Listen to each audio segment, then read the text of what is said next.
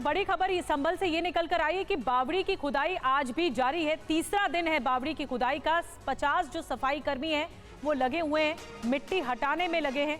करीब 400 वर्ग मीटर में ये बावड़ी का दायरा बताया जा रहा फैला है।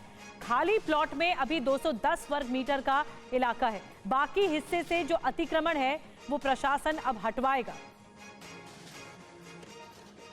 और संभल में बावड़ी मिलने पर जो डीएम है राजेंद्र पेंसिया ने क्या कुछ कहा है, आपको सुनवाते हैं।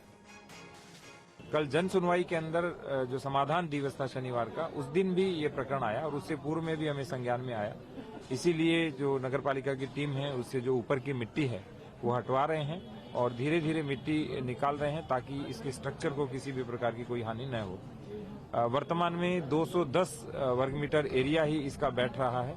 शेष जो क्षेत्रफल है इसका कब्जे में है, जिस अतिक्रमण को मुक्ति की कार्रवाई जो ड्यू प्रोसेस फॉलो करके करेंगे। और संभल में तीसरा दिन है खुदाई का और लगातार हर कुछ ना कुछ मिल रहा है। और बावड़ी जो मिली है, अब आज क्या क्या मिला आपको बताते हैं। चंदौसी के लक्ष्मणगंज में बावड़ी की सफाई हो रही है। जो 50 से ज्यादा सफाई कर्मचारी हैं वो मिट्टी हटा रहे हैं। उन्हें लगाया गया है ढांचे को नुकसान न पहुंचे, इसका भी ध्यान रखा जा रहा है प्रशासन की ओर से। खुदाई के दौरान प्राचीन बावड़ी मिली है और बावड़ी और कुएं की खुदाई अभी भी जारी है। खुदाई की जा रही है अभी भी।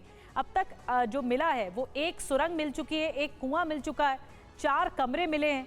नगर पालिका की टीम मिट्टी हटा रही है ताकि पता लगा जा सके कि ये जो ऐतिहासिक इमारत है वो क्या रही होगी। और संभल में 46 साल पुराने मंदिर जब मिला, उसके मिलने के बाद डीएम को एक शिकायत भी दी गई थी जिसमें यह कहा गया था कि लक्ष्मणगंज में पहले बिलारी की रानी की बावड़ी थी। इसी के बारे में जो कि बावड़ी मिली है। और बावड़ी बस्ती के बीचों बीच जब एक इलाके की खुदाई की गई तो जमीन से प्राचीन इमारत निकलनी चालू हो गई। खुदाई के दौरान 2 मंजिला इमारत दिखाई दी पहले, फिर बावड़ी का कुआं दिखाई दिया। तालाब भी अभिलेखों में दर्ज है।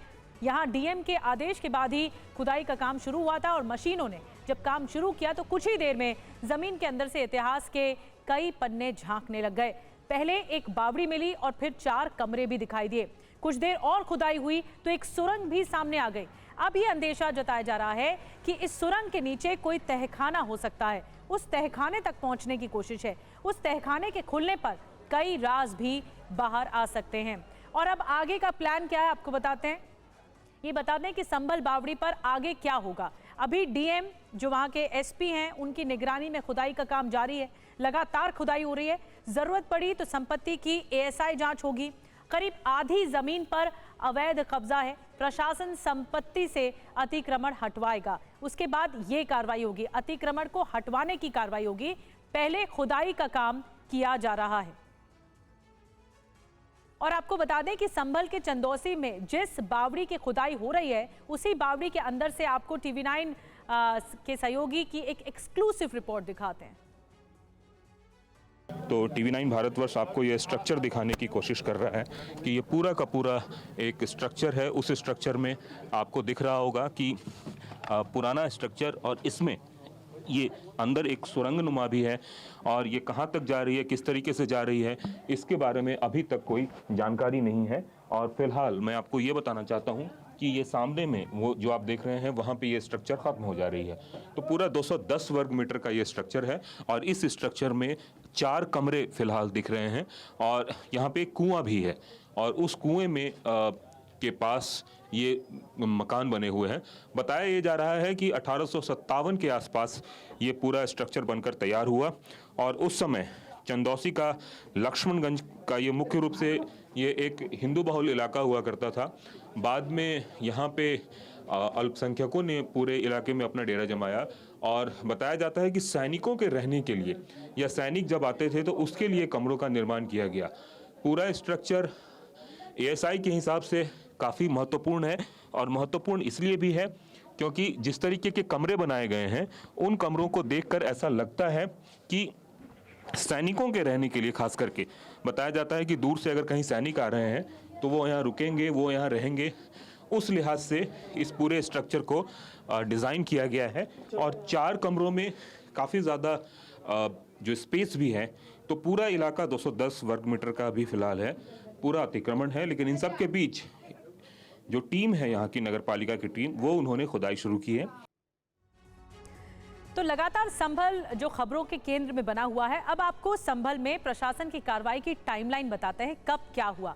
सबसे पहले 14 दिसंबर दीपासरा इलाके में 46 साल पुराना मंदिर मिल गया। 15-16 दिसंबर मंदिर मिलने के बाद कई कुओं की खुदाई शुरू हुई। फिर 19-20 दिसंबर को एएसआई की आर्कियोलॉजिकल सर्वे ऑफ इंडिया की टीम ने कई जगह निरीक्षण किया, समीक्षा की कि क्या क्या मिला है। 21 दिसंबर चंदौसी इलाके में प्राचीन बावड़ी मिल गई। 22 दिसंबर को पूरे दिन बावड़ी की खुदाई का काम शुरू हुआ।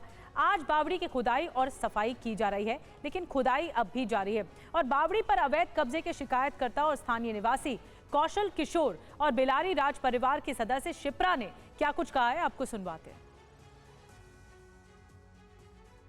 ये बाबरी कुआ ये बताते हैं 1857 में जब गदर का जमाना था तो बिलारी की रानी साहिबा की ये रियासत थी और इसमें सीढ़ियाँ बनी हुई हैं और अंदर अपनी ऐतिहासिक ये चंदौसी की धरोहर है। इसमें ये भी बताते हैं कि पुराने बुजुर्गों से बात हुई है कि वो रानी साहिबा की यहाँ छावनी अंदर जाके रुका करती थी गुप्त तरीके से, कहीं हमला करना हो या क्या करना हो।